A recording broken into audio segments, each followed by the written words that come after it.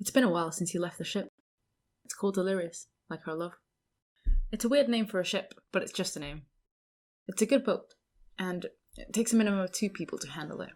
We stole it from the Port of Doubts the snowy afternoon in which we promised ourselves for the first time. We got lost among the seas of some of our favourite love songs. Then, it seemed that God and his winter were on our side. That idiot must have thought that we needed his approval, or some kind of cheap excuse to give each other warmth.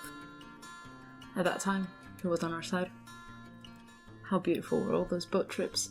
The sea rocking us in calm, and us so convinced of our feelings, or so it seemed. We took the risk, we became immortal. We soaked ourselves in the mist of the seas. Sailors of high naivete believed able to withstand the greatest of storms. Small storms are inevitable in every trip. The small storms were even tender. After the storm comes calm. We believed so much the matter of immortality, but the sea's treacherous. Our drug bit increasingly deeper. Cute moments became short. In silence, wild horses.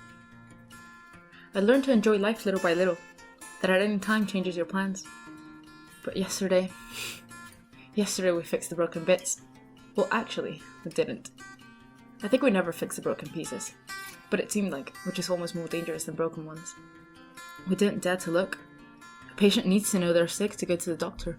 2 don't argue if they're kissing, and everything at once but nothing at the same time. The dangerously poetic thing about Delirious is that double-rudder ships sink if 2 people don't hold them. When it seemed that we were definitely sinking, one of the 2 left their cabin terrified to grab the rudder and save us.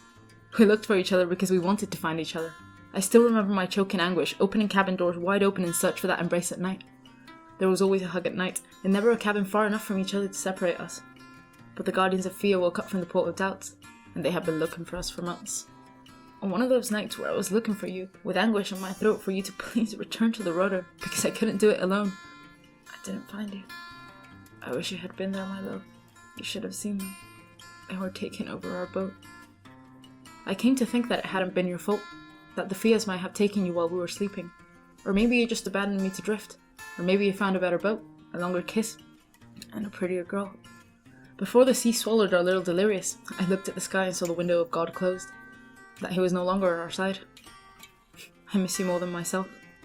I dreamed that you would appear at the last moment just as you had done before. I dreamed that you would be the mermaid that would take me back to the beach. I sank with our little Delirious in my hands.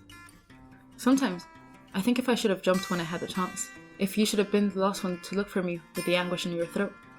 And I think not. I like drowning for you. And I think it couldn't have been any other way, as I would have never been able to bear with you dying for me. Because that was the only way to end up dying in waters that tasted like you.